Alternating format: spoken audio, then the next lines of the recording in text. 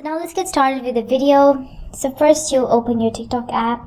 So in TikTok you can only send messages to someone who you're friends with. That means you're following them and they are following you back. So unless they're not your friends, unless they're not following you back, you cannot send someone a message. So let me give you an example here. So on your following list, so I'm following Discovery.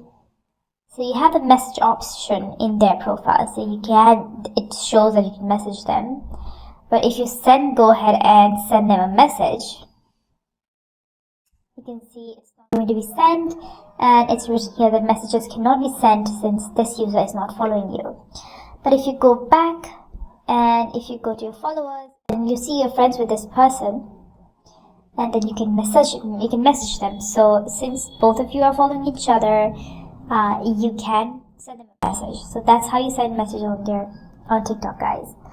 So you just go to the profile and click on the message button. If they're following you back, you can send them a message. If not, you cannot.